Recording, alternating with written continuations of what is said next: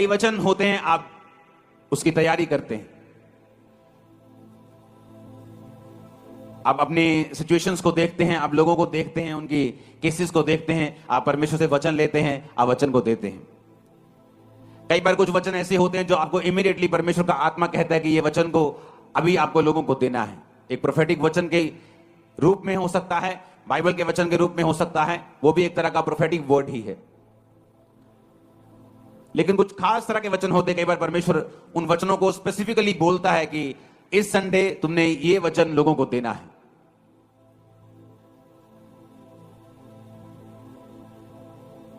और जब पिछले कुछ सालों में जब मैं मैसेजेस सुनता हूं और लोगों को बोलते हुए देखता हूं कि मैं आपके वचन से मैंने इस तरह से बरकत पाई है, पूरी दुनिया में जब मैं घूमता हूं तो लोगों से मिलने का मौका मिलता है तो वो बताते हैं कि किस तरह से वचन ने मेरी लाइफ और मेरी सेवकाई, मेरे परिवार को बदला है। और आज जब इस मीटिंग के लिए मैं आ रहा था, आज नहीं कुछ दिन पहले की यह बात है कि आज की इस मीटिंग में मुझे कौन सा वचन देना यह परमेश्वर ने कहा। बहुत से लोग परमेश्वर ने कहा विश्वासी हैं और मेरे साथ अच्छी तरह से चल रहे हैं, लेकिन उनकी जिंदगी में वो विक्ट्री, वो जीत नहीं है, वो शैतान के ऊपर फतेह नहीं है। और उसका कारण परमेश्वर ने मुझे बताया। उसके दो कारण हैं। आज हम दोनों कारणों के ऊपर डिस्कस करेंगे। और आपको यह मालूम होना चाहिए, आज मार्च का महीना स्टार्ट हो चुका है, कुछ ही 2 हफ्तों में ईस्टर का महीना है और आत्मिक गर्मी बढ़ेगी। जिस तरह शारीरिक गर्मी बढ़ रही है, तो आपको इन दिनों में फास्टिंग के साथ, रोजों के साथ तैयार रहना है। आपको ये वेट नहीं करनी कि मैं रोजे रखूं तो आप रोजे रखें। मैंने इस साल की शुरुआत में एक्स्ट्रा रोजे रख के ये साल की शुरुआत की थी जनवरी मंथ में, लेकिन मैंने आपको वो रखने के लिए नहीं बोला, क्योंकि मैं ट्रेडिशनल रोजों के ऊपर बिलीव नहीं करता हूं।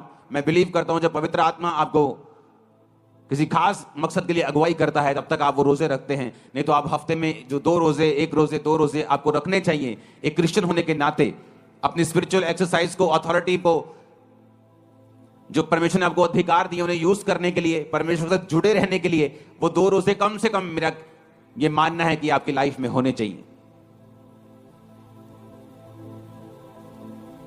पहला शमूएल 17 उसकी 1 से 11 आयत को मैं पढ़ूंगा और उसके बाद मैं वो वचन डिस्कस करूंगा जो परमेश्वर ने मुझे आपको बताने के लिए आज बोला है, खास आप लोगों को।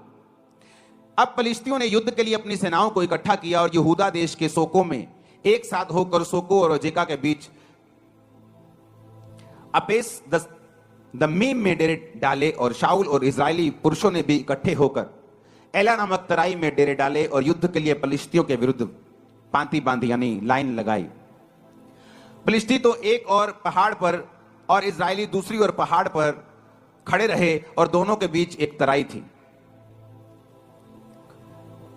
तब फलिश्तियों की छावनी में से गोलियत नामक एक वीर निकला जो गत नगर का था। उसकी लंबाई 6 हाथ 1 बित्ता थी।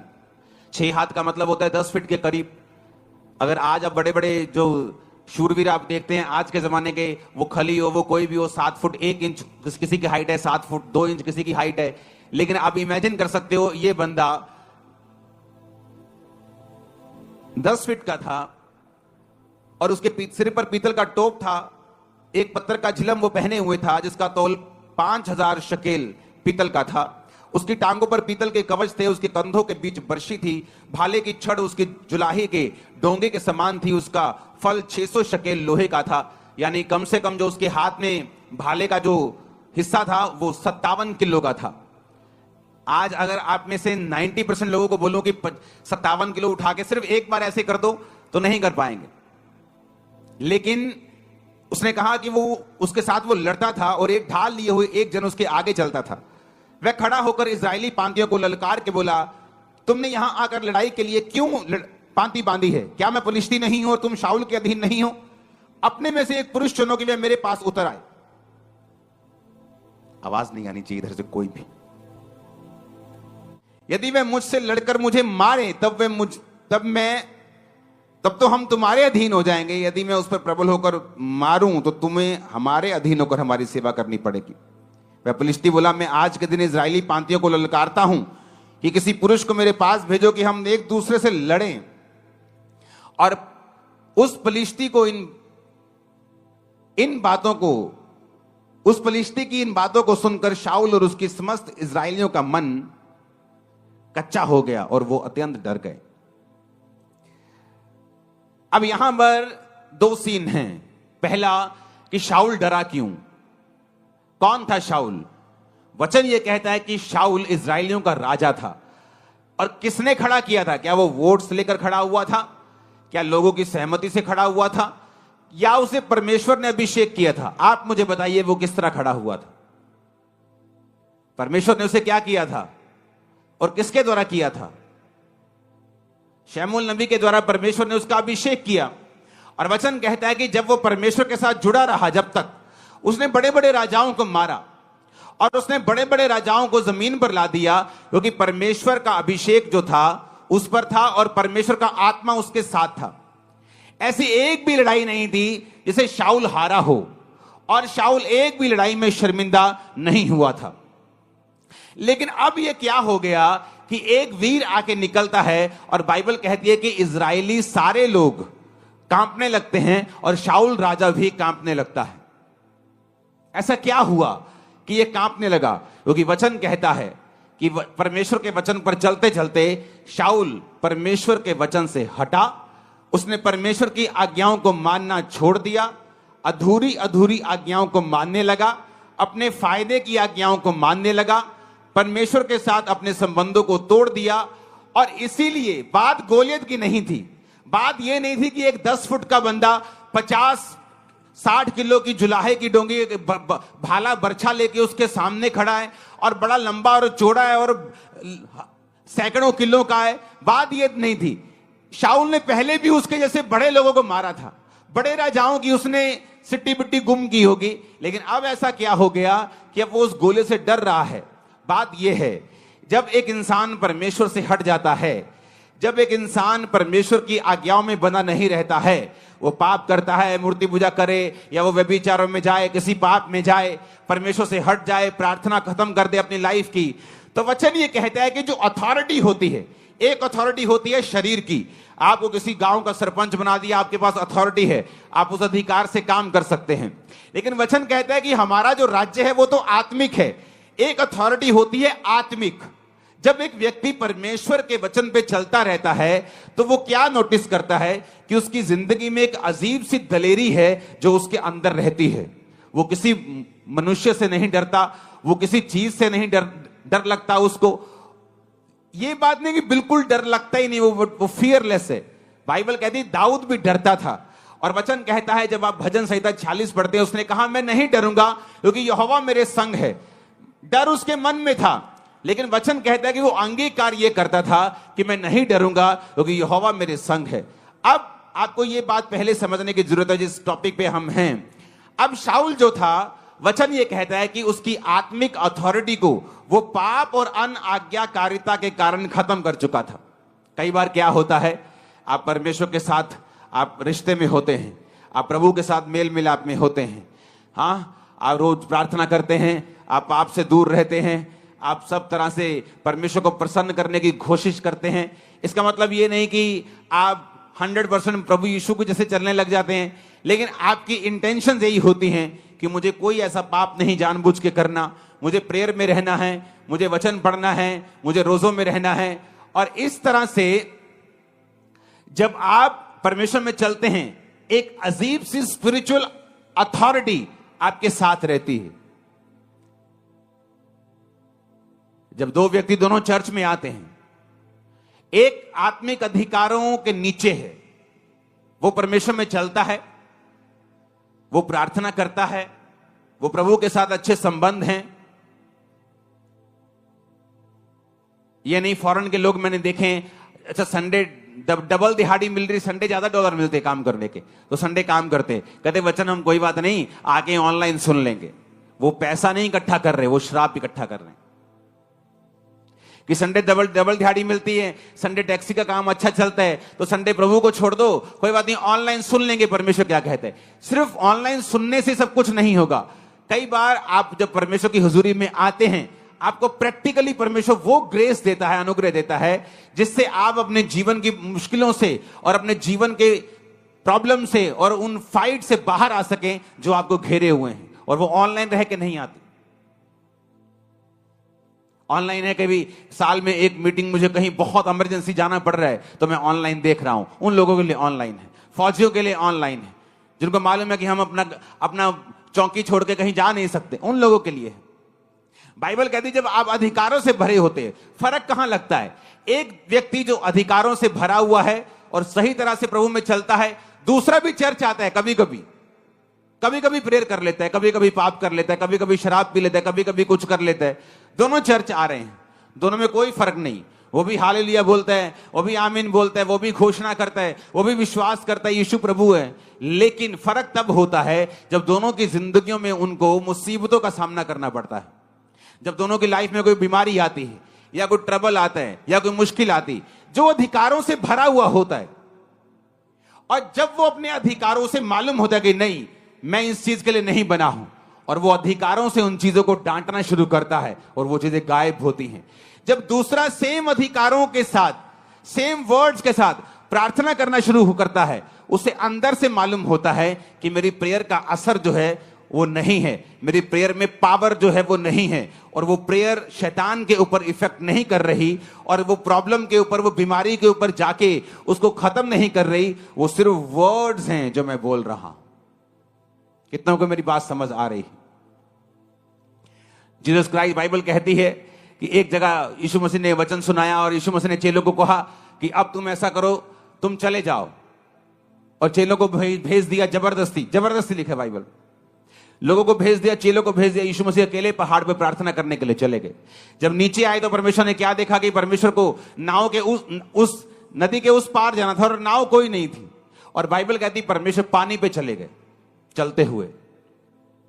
ये क्या था? ये एक स्पिरिचुअल एक्सरसाइज, अथॉरिटी थी जो परमेश्वर ने उसको एक्सरसाइज किया। परमेश्वर जानते थे कोई भी चीज मुझे परमेश्वर के काम करने से रोक नहीं सकती।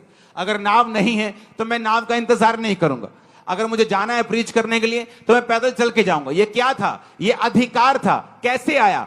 परमेश्वर यहोवा के साथ लगातार उसको प्रेम करके, उसके साथ चल के। ये एक दिन का जादू टोना या टोटका नहीं था कि परमेश्वर ने वचन बोले होंगे कि परमेश्वर में मैं सब कुछ कर सकता हूं और वो पानी में चलना शुरू कर दिया होगा। ऐसा नहीं है। कितने इन बातों को समझ रहे हैं? वो अधिकार कैसे आपकी लाइफ के अंदर आते हैं? वो अधिकार तब आते हैं जब आप परमेश्वर के साथ चल लेते हैं। अब मैं वही बात कर रहा हूं। जब दाऊद ने इसको देखा, पहला शमूएल 17 उसकी 22 से 27 में लिखा है कि दाऊद वहां पहुंचा। कैसे पहुंचा? सबसे छोटा था, यिशै का बेटा। यिशै के 3 बड़े बेटे दाऊद उसकी शाऊल की सेना में थे, तो शाऊल की सेना में काम कर रहे थे। तो दाऊद के बाप ने कहा, बेटा कुछ सामान ले जा खाने पीने के लिए। तो वो अपनी भेड़ बकरियों को छोड़कर सामग्री लेके, बाइबल कहती है उनको मिलने के लिए चला। और जब वहां पहुंचा तो वहां पे जो गोलियत था वो ललकार रहा था फिर से, और अपने देवताओं का नाम ले लेकर श्रापित कर रहा था। अरे तुम ईसाइयों हो, तुम किसी काम के नहीं हो, और डरपोको, गालियां निकाल रहा था उनको। और जब दाऊद ने देखा तो बाइबल कहती दाऊद अपनी सामग्री सामान के रखवाले के हाथ में छोड़कर रणभूमि को दौड़ा और अपने भाइयों के पास जाकर उसका कुशल क्षेम पूछा। वह उनसे बातें कर ही रहा था, फलिश्तियों की पांतियों में से वो वीर यानी गोलियत फिर से चढ़ आया और पहले के समान बातें करने लगा। और दाऊद ने उन्हें सुना। उस पुरुष को देखकर सब इजरायली अत्यंत भय खाकर उसके सामने से भागे। फिर इजरायली पुरुष कहने लगे, क्या तुमने उस पुरुष को देखा है जो चढ़ा आ रहा है? निश्चय वह इजरायलियों को ललकारने को चढ़ा आता है, और जो कोई उसे मारेगा राजा उसे धन देगा, अपनी बेटी का विवाह उससे कर देगा, उसके घराने को इजराइल में कर रहित यानी स्वतंत्र मतलब कि टैक्स फ्री कर देगा। उसे कोई इनकम टैक्स नहीं देना है, कोई सेल टैक्स नहीं देना है। दाऊद कहता है ये तो बड़ी जबरदस्त बात है। दाऊद ने कहा उस फलिश्ती को मार के जो इजरायलियों की नामधराई दूर करेगा उसके लिए क्या किया जाएगा? दाऊद मेक श्योर करना चाहता था कि इतनी बड़ी ब्लेसिंग है उसको मारने की, क्या सचमुच मेरे घराने को टैक्स फ्री कर दोगे? क्या राजा अपनी बेटी की शादी मुझसे कर देगा? क्या मुझे बहुत सा धन देगा? लोगों ने कहा हां, जो कोई उसको मारेगा उसके साथ यही किया जाएगा। अब दाऊद जो था वो परमेश्वर के साथ संबंधों में था, परमेश्वर के साथ सही नाते में था। इसलिए दाऊद जब गोलियत की ओर देख रहा था उसे गुस्सा आ रहा था। कहता ये खतना रहित फलिश्ती, ये एक ऐसा इंसान जो यहोवा को नहीं मानता, यहोवा की सेना को कैसे ललकार सकता है? वो दाऊद की अणख कैसे जाग रही थी? क्योंकि वचन कहता है दाऊद का संबंध परमेश्वर के साथ था, इसलिए दाऊद के अंदर जो अधिकार था वो जाग रहा था और वो ललकार मार रहा था। पंजाबी के अंदर छाला मार रहा से अंदर कि ऐसा किमें हो सकता है कि ये बंदा परमेश्वर की सेना नू ललकारे और असी चुप करके बैठे रहिए। और शाऊल जो राजा था दाऊद से कहीं अधिक लंबा और चौड़ा था, और वचन ये कहता है कि पूरे इज़राइल में शाऊल के कोई भी कद के जितना नहीं था, सारे उसके कंधे तक, वो भी बड़ा लंबा चौड़ा था। लेकिन अब अधिकार काम नहीं आ रहे थे। क्यों? क्योंकि अंदर से वो करप्ट हो चुका था और परमेश्वर के साथ रिश्तों को खो चुका था। इसलिए जो स्पिरिचुअल ऑडेसिटी जिसे बोलते हैं, एक स्पिरिचुअल ताकत, दलेरी जो आदमी के अंदर होती है, जब उसकी लाइफ में शैतान अटैक करता है या बीमारी अटैक करती, उसे मालूम है परमेश्वर के साथ है, वो बोलता है एक बीमारी भाग जाए यीशु के नाम। वो प्रेयर में डांटता है, मास प्रेयर में डांटता है, और उसे मालूम है इस बीमारी को झुकना पड़ेगा क्योंकि मेरा संबंध परमेश्वर के साथ है। लेकिन अगर उस बंदी को पता हो कि रात को मैं ब्लू फिल्म में देख के आया हूं, मेरी लाइफ में कमी है, टाइट पे नहीं करता हूं, प्रेयर नहीं करता हूं, उसको मालूम है जब बीमारी उसको घेरती है या शैतान उसको घेरता है, उसको अंदर से पता होता है कि मैं इसको डांटूंगा तो ये भागेगा नहीं, मैं इसको भगाऊंगा ये भागेगा नहीं, क्योंकि वो आत्मिक अधिकार ओरिजिनल है। और शैतान भी उन अधिकारों को जानता है अगर वो आपके अंदर है और आप परमेश्वर के साथ सही हैं तो। इसलिए बाइबल कहती है सिकोवा के 7 पुत्र जादू टोना करने की तरह यीशु का नाम लेकर भी दुष्ट आत्मा पर फूंकते थे। जिस तरह पौलुस निकालता है यीशु के नाम में, हम भी तुझे यीशु के नाम में जाने का हुक्म देते हैं। शैतान ने कहा पौलुस को मैं जानता हूं, यीशु को पहचानता हूं, तू कौन है? क्योंकि तू बिना अधिकारों के साथ मुझे डांट रहा है। लेकिन अधिकार कैसे आएंगे? अधिकार आएंगे जब हमारा रिलेशन परमेश्वर के साथ होगा। हम प्रभु के साथ रोज के तरह रोज चलेंगे। अपना क्रूस जो रोज उठाकर मेरे पीछे चलेगा वो मेरे योग्य होगा। परमेश्वर ने कहा। होता क्या है? आपको महसूस नहीं होता। आप अच्छी डाइट खाना शुरू कर दो, आपको एकदम से महसूस नहीं होगा। आप एक अच्छे देश में चले जाओ जहां का पोल्यूशन बहुत कम हो, एकदम से आपको फील नहीं होगा। लेकिन जैसे जैसे आप समय बिताते जाएंगे आपको महसूस होना शुरू हो जाएगा। आपके बाल अच्छे हो रहे हैं, आपकी स्किन अच्छी हो रही है, आपकी बॉडी अच्छी। आपको बाद में मालूम होगा कि ये पोल्यूशन फ्री देश है, यहाँ पोल्यूशन कम है और आपकी बॉडी अच्छा रिस्पॉन्स कर रही है। धीरे धीरे आपको मालूम होना शुरू होता है, एकदम से नहीं। आत्मिक अधिकार भी उसी तरह से है। जब आप प्रभु के साथ चलना शुरू करते हैं, प्रेयर शुरू करते हैं, आप संडे प्रभु के घर में हैं, कुछ भी हो जाए, कोई लालच हो, दुगना पैसा दे, चुगना पैसा दे, कोई डराए, कोई धमकाए, कोई आपका रिश्तेदार शादी रख ले, लेकिन आप संडे चर्च में हैं, ये आपके अंदर अथॉरिटी को इकट्ठा करता रहता है। ग्रेस इकट्ठी होती रहती है और जब समय आता है मुश्किल का, ये काम आते हैं। कितने मेरी बात को समझ रहे हैं? हाथों को उठा के हालेलुया बोलो। कितने इन बातों को समझ रहे हैं? तो मैं यही बात पूछ रहा हूं, ऐसा क्या था दाऊद में कि वो दलेरी दिखा रहा था, और ऐसा क्या नहीं था शाऊल में कि वो दलेरी दिखा नहीं पा रहा था? बात यह थी, दाऊद परमेश्वर के साथ जुड़ा हुआ था और शाऊल परमेश्वर से हट चुका था। तो पहला स्टेप आपका क्या होना चाहिए? अगर आपको मालूम है कि आपकी लाइफ का गोलियत है, लोगों को मालूम है कि आपके फैमिली में ये ट्रबल है, आपकी फैमिली में मौत का आत्मा काम कर रहा है, कभी बाप मर रहा है, मां मर रही है, मां बीमार है, अभी चाची बीमार है, अभी ताया बीमार है, आपको मालूम है कि आपकी फैमिली में गोलियत अटैक कर रहा है, आपकी अनसर्टेन टाइम पे डेथ हो रही है, जवान लोग बीमार हो रहे हैं, जवान लोग मर रहे हैं, तो आपको ये मालूम होना चाहिए कि गोलियत आपके परिवार के सामने खड़ा है। अब होगा क्या? अब रोने से कुछ नहीं होगा, चिल्लाने से कुछ नहीं होगा, बाइबल के वचनों को जादू टोने की तरह टोटका बना के बोलने से कुछ नहीं होगा, जब तक आपका अपना संबंध परमेश्वर के साथ सही नहीं होगा। हालेलुया। और जब आपका संबंध परमेश्वर के साथ सही होने लगता है, आपके अंदर अधिकार आने लगते हैं, और यह प्रैक्टिकली ही मालूम हो सकता है। जैसे मैं आपको बोलूं कि अगर आप ये खाएंगे तो आपके अंदर ताकत आने लगेगी, तो अभी आपको ताकत महसूस ना हो, लेकिन जब ताकत आएगी, अब मैं बोलूंगा क्या ताकत दिख सकती है? तुम्हें ताकतवर महसूस हो रहा है, क्या तुम दिखा सकते हो? आप बोलोगे मैं दिखा नहीं सकता, लेकिन मैं महसूस कर रहा हूं कि मैं ताकतवर हूं। आत्मिक चीजें भी ऐसी हैं। अब मैं आपको दिखा नहीं सकता कि वो आत्मिक वो दलेरी क्या है। एक बीमारी के सामने जब आप खड़े होते हैं वो दलेरी कैसे फील होती है, मैं आपको बता नहीं सकता। लेकिन आप अगर इन्हीं चीजों को फॉलो करेंगे, आप भी महसूस कर सकते हैं उस ताकत को, उस अथॉरिटी को, उस दलेरी को जो आत्मिक रूप से परमेश्वर आपको देता है जब आप परमेश्वर के साथ चलने लगते हैं। हालेलुया। कितने इन बातों को समझ रहे हैं? अब बाइबल कहती है दाऊद ने शाऊल से कहा, किसी मनुष्य का मन कच्चा ना हो, तेरा दास जाकर उस फिलिस्ती से लड़ेगा। शाऊल ने दाऊद से कहा, तू जाकर उस फिलिस्ती के विरुद्ध युद्ध नहीं कर सकता, क्योंकि तू लड़का है और वो लड़कपन से योद्धा है। शाऊल ने कहा, तो वो भी बच्चा है और वो अपने बचपन से युद्ध कर रहा है, तुम्हें जमीन आसमान का फर्क है। दाऊद ने शाऊल से कहा, तेरा दास अपने पिता की भेड़ बकरी जब चराता था और कोई शेर या भालू झुंड में से मेमना उठा ले जाता था, तब मैं उसका पीछा करके उसके मारता और मेमने को उसके मुंह से छुड़ा लेता, और जब वह मुझ पर हमला करता तब मैं उसके बालों को पकड़कर उसे मार डालता था। तेरे दास ने सिंह और बालू दोनों को मारा है और यह खतना रहित पलिश्ती उनके समान हो जाएगा। अब आ गया दूसरा टाइम। पहला क्या? पहला, गोलियत क्यों नहीं मरता, लाइफ की मुश्किलें क्यों नहीं जाती। मैं बड़ा हैरान था जब लोगों से मिलने का मौका मिलता है, 80% लोग आकर बोलते हैं, मुझे आत्मा में बढ़ना है, मैं आत्मा में बढ़ना चाहती हूं। प्रेयर कितनी करते हो? 10 मिनट। अब ये वो हिसाब हो गया, कोई आगे बोले, मैं जी ओलंपिक बॉडी बिल्डर बनना चाहता हूं, ओलंपिक लेवल का। एक्सरसाइज कितनी करते हो? हाँ जी 5 मिनट।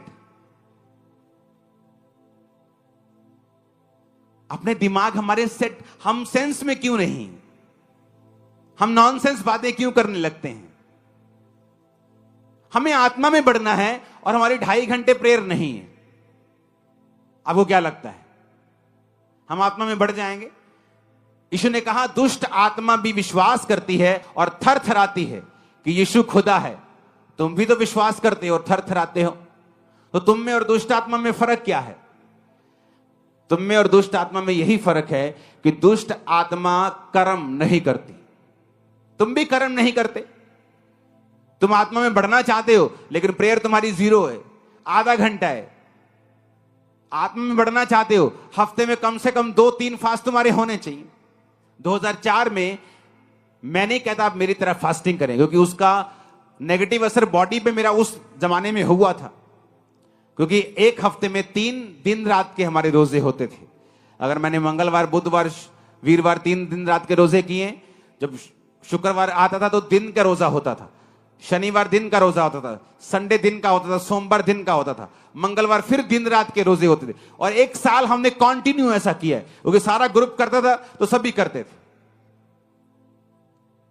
और लोगों को आज आत्मा में बढ़ना है आधा घंटा प्रेयर करके, लोगों को आज आत्मा में बढ़ना है बिना फास्टिंग के, आत्मा में बढ़ना है बिना बाइबल पढ़े, यह पॉसिबल नहीं। आपको प्राइस पे करना पड़ेगा। अब यहां पे दाऊद जो था उसने कहा कि ये खतना रहित फिलिस्ती भी उसी शेर भालू के समान होगा। ऐसी ओडेसिटी, ऐसा दिलेरी कैसे? क्योंकि दाऊद को मालूम था कि परमेश्वर मेरे संग है। जोर से हालेलुया बोलो। अब 2 तरह के लोग हैं जिनकी लाइफ से गोलियत नहीं जाएगा। पहले वो जिनका परमेश्वर के साथ कोई संबंध नहीं, जो है तो क्रिश्चियन, आते तो चर्च हैं लेकिन प्रेयर नहीं करते, पाप में है, अपनी मर्जी करते हैं। अगर घर में है तो फूट डालने का कारण है, घर में है तो, मोहल्ले में है तो चुगलियों का कारण है। जिनका प्रार्थना में कोई ध्यान नहीं, जिनका यह ध्यान है कि चुगली कैसे करनी, घर तोड़ने कैसे हैं, कैसे पैसे अठियाने हैं, कैसे काम खराब करने हैं, तो बाइबल कहती वो अधिकार तुम चाहकर भी प्रयोग नहीं कर पाओगे, क्योंकि आत्मिक अधिकारों के लिए तुम्हें परमेश्वर के वचन के ऊपर चलना पड़ेगा। तो पहली तरह के वो हैं जो परमेश्वर के साथ कोई भी संबंध नहीं रखते हैं, और इसीलिए जब गोलियत उनके सामने आता है, वो शाऊल की तरह है तो क्रिश्चियन, है तो मसा किए हुए थे, कभी राजा थे, लेकिन अब टांगे कांपती हैं शैतान के सामने। क्यों? क्योंकि परमेश्वर के साथ संबंधों को तोड़ चुके हैं। और परमेश्वर ने बताया दूसरे तरह के वो लोग हैं जिनकी लाइफ से गोलियत नहीं जाता, जो दाऊद की तरह परमेश्वर के साथ संबंधों में तो हैं, लेकिन कभी भी घोषणाएं अपनी जिंदगी के ऊपर, परिवार के ऊपर, बिजनेस के ऊपर, बच्चों के ऊपर नहीं करते, कभी नहीं करते। पहला वो जो शाऊल की तरह है, वचन छोड़ चुका है, संगति छोड़ चुका है, पाप में है, फोन का यूज गलत करता है, सब तरह के गलत काम करता है, प्रभु के साथ कोई समय नहीं है उसका। पहली तरह के वो हैं। जब वो अपने अधिकारों का प्रयोग करने के लिए शैतान के सामने जाएंगे तो वो शर्मिंदा होंगे, क्योंकि तुम्हारे चाहने से कुछ नहीं होता। अगर चाहने से सब ठीक हो जाए तो दुनिया में कोई मरे ना। अगर चाहने से सब दुष्ट आत्मा चले जाएं तो दुनिया में कोई भी दुष्ट आत्मा से ग्रसित ना हो, कोई गरीब ना रहे, कोई श्राप में ना रहे। चाहने से कुछ नहीं होता। लाइफ तुम्हें वो नहीं देती जो तुम डिजर्व करते हो, लाइफ तुम्हें वो देती है जिसके लिए तुम फाइट करते हो। आमीन, हालेलुया। ऊंची आवाज में हालेलुया बोलो। कई बार आप लोग देखते हैं और आप सोचते हैं कि यार ये आदमी नाटा सा है, इसकी वाइफ कितनी अच्छी है, ये इसका हस्बैंड कितना अच्छा है, क्योंकि उन्होंने उन चीजों के ऊपर अपने अधिकारों का प्रयोग किया है, कब्जा किया है, श्रापों को डांटा है, प्रेयर की है, प्रभु से इंटरवेंशन मांगी है, प्रभु से मध्यस्थता मांगी कि परमेश्वर तू दखल दे हमारे जीवनों में। इसलिए कहा जाता है कि आप वो नहीं पाते जो आप डिजर्व करते हैं। कितनी ऐसे लेडीज होंगी, बहनें होंगी जो सुंदर हैं, गुड कैरेक्टर की हैं, लेकिन मैरिड लाइफ में कभी सेटल नहीं होती। क्या वो डिजर्विंग नहीं है? उनसे कम पढ़ी लिखी, कम सुंदर, अच्छे हस्बैंड को पाके बैठी, क्योंकि लाइफ आपको वो नहीं देती जो आप डिजर्व करते हैं। लाइफ आपको वो देती है जिसके लिए आप लड़ते हैं, फाइट करते हैं। आज आपके घुटनों में ताकत आएगी लड़ने की, यीशु मसीह के नाम में। मैंने कहा आपके गलों में ताकत आएगी आत्मिक यीशु के नाम में। आमीन ऊंचा चाहिए। तो पहली तरह के लोग आपको समझ आ गए, क्योंकि अगले 4 हफ्तों तक हम डिक्लेरेशन करेंगे। लेकिन उससे पहले मैं ये चाहता हूं कि हम सेटल हो जाएं आत्मा में, हम चीजों को समझ जाएं, क्योंकि अगले 4 हफ्ते जब डिक्लेरेशन के साथ प्रार्थनाएं होंगी, मैं आपको बता रहा हूं, मैंने हेवन को आपकी लाइफ के ऊपर ओपन होते हुए, शैतान के गढ़ों को टूटते हुए, गोलियत को आपके पांव पर गिरते हुए, बड़े बड़े गोलियत को गिरते हुए, आपकी लाइफ में सब रुके कामों को निकलते हुए मैंने देखा है। मैंने सब मौत की आत्माओं को आपके कदमों पे झुकते हुए देखा है, एक्सीडेंट को कैंसिल होते हुए देखा है, डाइवोर्स को कैंसिल होते हुए देखा है, बीमारियों को निकलते हुए देखा है। आमीन। मेरे को खड़कने वाला चाहिए शैतान के खाना। हालेलुया। लेकिन इससे पहले कि हम डिक्लेरेशन करें, मैं नहीं चाहता कि हम में ऐसे लोग हों जो वचन को ना समझने वाले हों और वो डिक्लेरेशन को एक जादू और एक टोने और एक टोटके की तरह करें कि वचन में ऐसा लिखा है, बोलने से ऐसा हो जाता है, हम भी बोलेंगे। लेकिन वो दूसरा स्टेप है। पहला स्टेप है परमेश्वर के साथ मेल मिलाप करना, तौबा करना, यानी पानी का बपतिस्मा लेना, अपने पापों और गुनाहों को छोड़ना, एक ही परमेश्वर यानी प्रभु यीशु मसीह की अधीनगी में आना, उसी को अपना उद्धार करता मानते हुए उसी को मानना, अपना सिर उसके सामने झुकाना और उसके बाद उसके वचनों को पढ़ना और उसके वचनों पर चलना। और उसके बाद फिर आता है डिक्लेरेशंस, घोषणाएं। दाऊद ने क्या किया? आपको क्या लगता है? दाऊद ने पहली घोषणा की जब वो शाऊल के सामने था।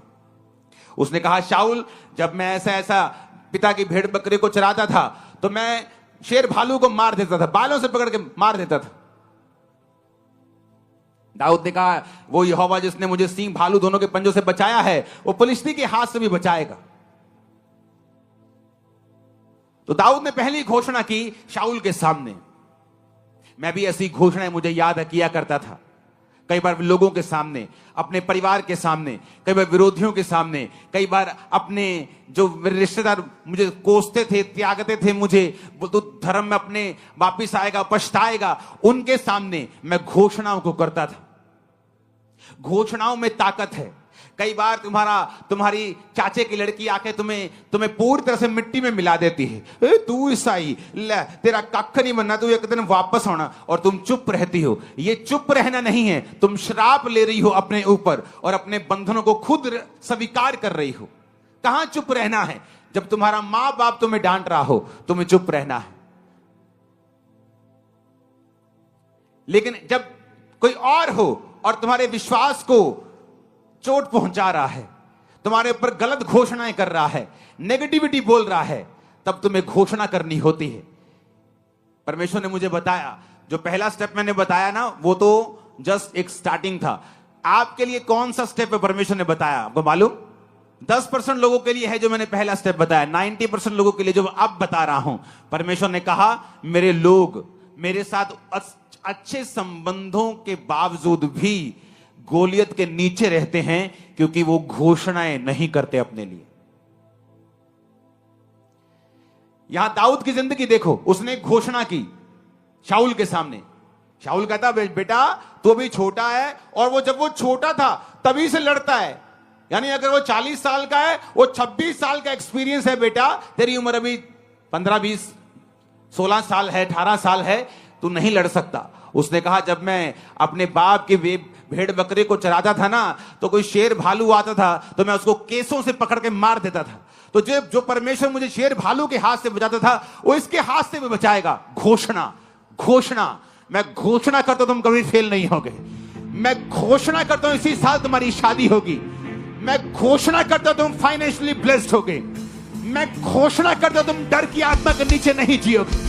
आमीन ऊंचे वाला चाहिए। आप मेरी बात समझ रहे कि नहीं? घोषणा क्या तुम करती हो? क्या तुम करते हो? एक शराबी, पूरा शराबी, टुल्ल वाला शराबी, शराब पीता था, नाली में गिरता था, रोज नाली में गिरता था, रोज घर लेके आते थे। मां क्रिश्चियन थी, कभी कर्ज नहीं किया, बोलती थी मेरा बेटा एक दिन सेवक बनेगा। वो सेवक बना, बड़ा हो गया। घोषणा घोषणा घोषणा। तुम्हारा बच्चा शरारती हो, कभी मत कहो मेरा बच्चा शरारती है, बोलो मेरा बच्चा एक्सेलेंट।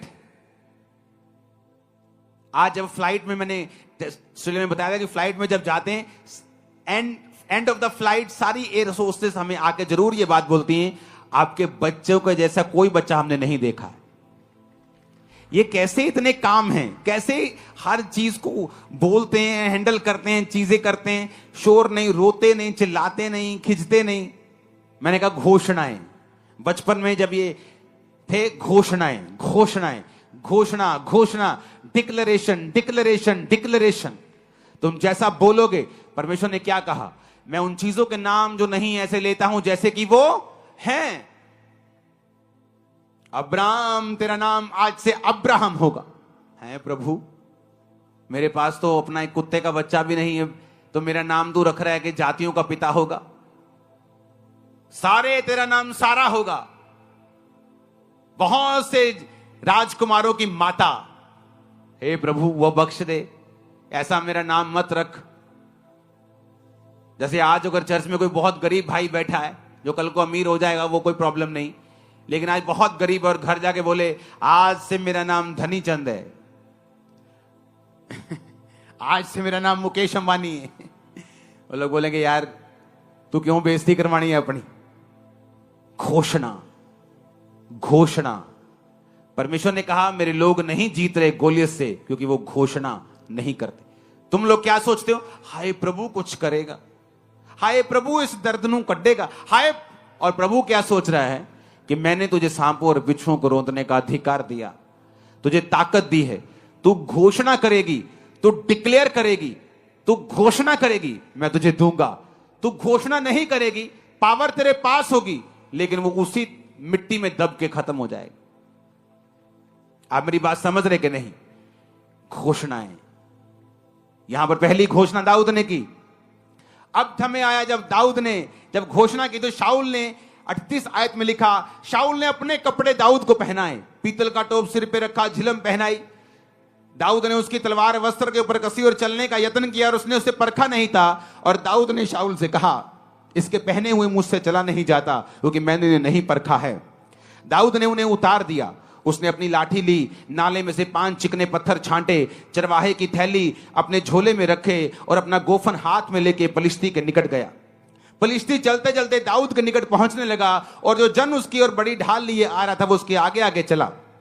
पलिश्ती ने जब देखा दाऊद को तो तुच्छ जाना, कहा, क्योंकि वो लड़का ही था और उसके मुख पर लाली झलकती थी और वो सुंदर था। पलिश्ती ने दाऊद से कहा, क्या मैं कुत्ता हूं, तू लाठी लेकर मेरे पास आता है? पलिश्ती अपने देवताओं का नाम लेकर दाऊद को कोसने लगा। पलिश्ती ने दाऊद से कहा, मेरे पास आ, मैं तेरा मांस आकाश के पक्षियों और वन पशुओं को खिला दूंगा। शैतान ने घोषणा की। आप नहीं जानते, आपका एनिमी आप पर घोषणा करता है, आपका दुश्मन आप पर घोषणा करता है और आप चुप रहते हैं। अगर आप घोषणा के बदले घोषणा नहीं करेंगे, वॉर के बदले वॉर नहीं करेंगे, वर्ड्स के बदले वर्ड्स नहीं देंगे, चुगलियों के लिए आपका मुंह खुला रहता है। गंदी बातें बोलनी हो, मुंह खुला रहता है। किसी की चुगली करनी हो, निंदा करनी हो, 2-2 घंटे हम बैठ सकते हैं।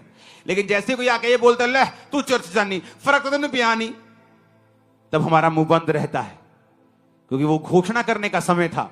शैतान करके चला गया, तुम करके नहीं गए, इसलिए तुम्हारी जीवन की परिस्थिति कभी चेंज नहीं हुई।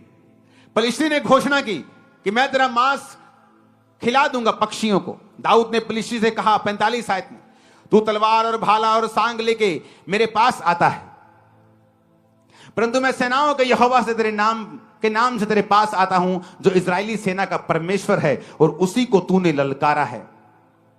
आज के दिन यहोवा तुझको मेरे हाथ में कर देगा, मैं तुझको मारूंगा, तेरा सिर तेरे धड़ से अलग कर दूंगा। मैं आज के दिन पलिश्ती सेना के शव आकाश के पक्षियों और पृथ्वी के जीव जंतुओं को दे दूंगा, तब समस्त पृथ्वी के लोग जान लेंगे कि इजराइल में एक परमेश्वर है। जोर से हालेलुया बोलो। दाऊद ने क्या की? अब यहां दूसरी घोषणा की। पहली घोषणा उसने शाऊल के सामने की, दूसरी घोषणा उसने उस गोलियत के सामने की। उसने कहा, तू तलवार लेके मेरे संग आता है, मेरे सामने भाला लेके, ये सामान लेके मेरे सामने आता है, परंतु मैं यहोवा के नाम से तेरे सामने आता हूं। इसलिए उसने एक्सपीरियंस का यूज नहीं किया, अच्छी तलवार नहीं ली। दाऊद को जो परमेश्वर ने सिखाया था उसने उसी पे भरोसा रखा। प्रभु ने उसे सिखाया था, जो भेड़ बकरी को वो चराता था, कि किस तरह से गोफन को चलाना है। परमेश्वर ने उसे सिखाया। कई बार आप दुखी हो जाते हैं, आप बोलते हैं, परमेश्वर मेरे बाकी कजन ब्रदर तो बड़ा ऐश करते हैं, मेरी बाकी सहेलियां तो बड़ा ऐश करती, शादियों में भी जाती हैं, घूमती फिरती, सब कुछ करती, मैं ऐसा क्यों नहीं कर सकता, मैं ऐसा क्यों नहीं कर सकती। दाऊद भी कह सकता था, जब उसके भाई तो सेना में ऐश करते थे, पक्का पाप में थे, इसलिए परमेश्वर ने उनको मसा नहीं किया। पक्का पाप में थे, दोबारा कंफर्म हो गया जब गोलियत के सामने उनके पांव कांपने लगे। एक व्यक्ति जो आत्मा में भरा होता है, शैतान के सामने उसके पांव नहीं कांपते, शैतान के कांपेंगे और कांपते, जिस तरह आज आपके सामने शैतान के कांप रहे हैं। उनके पक्का पाप उनके सामने आ रहे थे। कोई किसी के पांव नहीं कांपते जो पवित्र आत्मा से भरा हुआ होता है। डर उस पर अटैक कर सकता है, लेकिन उसका हल यह है, वो डिक्लेयर करता है। दाऊद ने घोषणाएं की हैं, अगर आप भजन संहिता में पढ़ेंगे, जब डर उस पर अटैक करता था, वो घोषणा करता था, मैं नहीं डरूंगा, यहोवा मेरे संग है, यहोवा मेरा शरणस्थान और बल है, संकट में अति सहज से मिलने वाला सहायक, इस कारण मुझे कोई भय नहीं, चाहे पृथ्वी उलट जाए। घोषणा। जब तुम घोषणा करते हो, तुम्हारी स्पिरिट में कुछ जाता है जो तुम्हें दिखता नहीं। जब तुम घोषणा करते हो, विपरीत तुम्हारे अंदर जाती है, बीमारी तुम्हारे अंदर से निकल जाती है, हड्डियों का दर्द चला जाता है, बीमारी श्राप चले जाते, जब तुम घोषणाएं करते हो। लेकिन जब तुम इंतजार करते हो कि प्रभु कुछ करेगा, दाऊद वहां खड़ा होकर प्रभु की ओर नहीं देख रहा था कि प्रभु कुछ करेगा, कि गोलियत को हार्ट अटैक आ जाए, गोलियत अपने आप मर जाए, कुछ हो जाए, गोलियत का दिमाग चेंज हो जाए। हे प्रभु कुछ कर, हे प्रभु दया कर। उसने कहा, तेरा सिर तेरे धड़ से मैं अलग कर दूंगा, इन पलिश्ती सेनाओं के शव मैं आकाश के जंतुओं को दे दूंगा, क्योंकि तूने मुझे नहीं, तूने परमेश्वर को ललकारा है, जो आपके पीछे हैं, आपके पीछे नहीं है, जो इस सेवकाई के पीछे हैं, वो इस सेवकाई के पीछे नहीं, वो जीसस क्राइस्ट के मकसद के पीछे हैं, और उनका सिर धड़ से अलग कर देगा। परमेश्वर मैं आपको बता रहा हूं। आपका आमीन छोटा है। ये आमीन अपने परिवार के लिए बोलो, जीत जाओ। फाइनेंस के लिए बोलो और जीत जाओ। शरीर के लिए बोलो और चंगाई को पा जाओ। दिमाग से डिप्रेशन को हटा दो आमीन बोल के। आमीन बोलो, रास्तों को साफ कर लो। आमीन बोलो, शैतान को हरा दो। जादू की आत्माओं सब को खत्म कर दो आमीन बोल। हालेलुया। दाऊद ने फिर डिक्लेरेशन की, फिर घोषणा की। 2 घोषणाएं करने के बाद वचन कहता है कि जब गोलियत उसके सामने आया, दाऊद उसकी ओर भागा, शैतान से पीछे नहीं हुआ, डर डर के नहीं उसको भाला, उसको वो गोफन मारा। बाइबल कहती उसके सामने फॉरवर्ड गया, बिना डर के उस गोफन को चलाया, उस गोफन में पत्थर रखा, चलाया, उसके माथे पे जाके लगा, गिरा गोलियत। तलवार नहीं थी, गोलियत की ही तलवार पकड़ी, उसका सिर धड़ से अलग किया। जैसे फलिश्तियों ने देखा, ले भाई अपना लीडर तो गया, तो बाइबल कहती सारे भागे। जब सारे भागे तो जो आत्मा में नहीं थे वो भी दलेर हो गए, कहते इतना डी ऐसी की तैसी, वो भी पीछे भागे, सबको मार दिया। और वही वचन पूरा हुआ जो दाऊद के मुंह से निकला था कि फलिश्तियों के शव आकाश के पंछी खाएंगे। और वैसा ही हुआ। ये कमाल था डिक्लेरेशन का, ये कमाल था यहोवा के वचन के ऊपर विश्वास करने का, ये कमाल था परमेश्वर के साथ संबंधों को कायम रखने का। आमीन ऊंचे वाला चाहिए चर्च। हालेलुया। तो अगर आपके संबंध प्रभु के साथ सही नहीं, मेरा विश्वास है इस मीटिंग के खत्म होने के बाद आप लोग बपतिस्मा लेने के लिए पीछे हमें मिलेंगे, बपतिस्मा लेंगे और प्रभु के साथ अपने संबंध को कायम कर लेंगे। मैंने यहां पर लोगों को आते हुए देखा है चर्च में, और पूछा है उनसे कब लिया बपतिस्मा, कहते जिस दिन हम चर्च में पहली बार आए थे हमने बपतिस्मा ले लिया था। और जाके चेक करो उनके लोगों की गवाहियों को, चेक करो किस तरह से परमेश्वर ने उन्हें ब्लेस किया है, जब परमेश्वर के साथ उन्हें संबंध को कायम किया, टाइम वेस्ट नहीं किया। जब मुझे मालूम हुआ था बपतिस्मे का मसीह में आने के शायद 2-4 हफ्ते बाद ही, तो मैंने अपने पास्टर को बोला मुझे अभी चाहिए।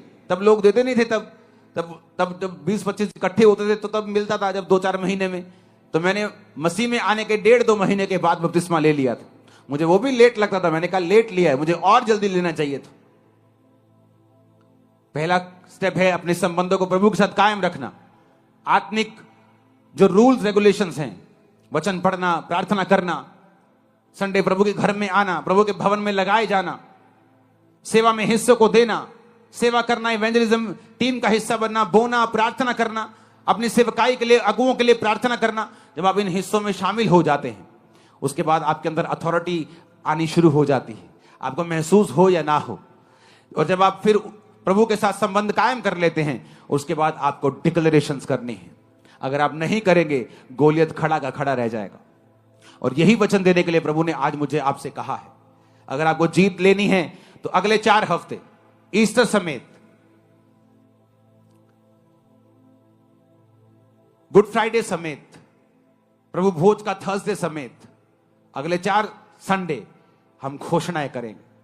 मैं वचनों को लेके आऊंगा, घोषणाओं के वचनों को हम वचन सुनेंगे, घोषणाएं करेंगे, आप घोषणाएं करेंगे। ये गर्मियां आपके लिए ब्लेस्ड और सबसे बेस्ट होंगी। और आमीन ऊंचे वाला चाहिए। मैंने कहा आमीन ऊंचे वाला चाहिए। आप तैयार हैं क्या? वो कोई भी रोग क्यों ना हो, वो कोई भी ट्रबल क्यों ना हो, अगर आप घोषणाएं नहीं करेंगे, अगर आप डिक्लेरेशन नहीं करेंगे, आप बोलेंगे नहीं, घोषणाएं मन में नहीं होती। दाऊद ने मन में नहीं सोचा अच्छा तेरे को मार दूंगा, मन में सोच रहे हैं, मन में नहीं सोचा, मुंह से बोला, इतनी जोर से बोला कि गोलियत के कानों में खड़कती थी आवाज, इतनी जोर से बोला कि बाकियों को भी सुनता था, इतनी जोर से बोला कि शाऊल को भी मालूम हो गया कि हां कुछ तो है इसमें, क्योंकि शाऊल भी कभी आत्मिक था। तो उसे भी जो आत्मिक होता है, एक समय वो आत्मिक नहीं रहता, पर वो आत्मिक व्यक्तियों को फिर भी पहचानता रहता है कि हाँ इसमें वो चीज है जो कभी मुझ में थी। कितने मेरी बात को समझ रहे हैं? उसे मालूम था कि गोलियत जो दाऊद गोलियत के लिए कह रहा है, इसमें कुछ है, इसमें कुछ बात है। उसकी घोषणाओं में ताकत थी। आपको मुश्किल होती है, आप रोने लगते हैं, आप प्रभु की ओर हाथ उठा लेते हैं। मूसा भी ऐसे ही करने लगा। जब मूसा ने देखा पीछे फिरौन अपनी सेना के साथ पकड़ने के लिए आ गया, आगे समुद्र था, पीछे फिरौन था, लोग बकबक करने लगे, ले मूसा साडिया कबरां हुण तू समुद्र च बनवाएगा, काश असी तेरे नाल ना आंदे, तेरी गल ना सुनते। और मूसा, बाइबल कहती, परमेश्वर की दुहाई देने लगा, जोर जोर से रोने लगा, प्रभु कुछ कर। परमेश्वर ने कहा, तू मेरी दुहाई क्यों दे रहा है? क्यों दे रहा है मेरी दुहाई? तेरे पास लाठी है, लाठी को समुद्र की ओर कर तो वो 2 भाग हो जाएगा। क्यों दे रहे हो दुहाई? परमेश्वर ने कहा, क्यों भिखारियों की तरह मांग रहे हो? तुम नहीं जानते तुम्हारे पास घोषणाओं की ताकत है, तुम्हारे पास वचन है, तुम वचन की घोषणा कर सकते हो, लेकिन प्रॉब्लम यह है, इसको जादू टोने और टोटके की तरह हम नहीं बोल सकते जब तक हमारे संबंध परमेश्वर के साथ सही नहीं। इसलिए शैतान पूरी कोशिश करता है आपके संबंध परमेश्वर के साथ पहले जैसे ना हो, किसी तरह आपको पाप में डाला जाए, किसी तरह आपको डिस्ट्रैक्ट किया जाए, ताकि वो चीज आप में रहे ही ना।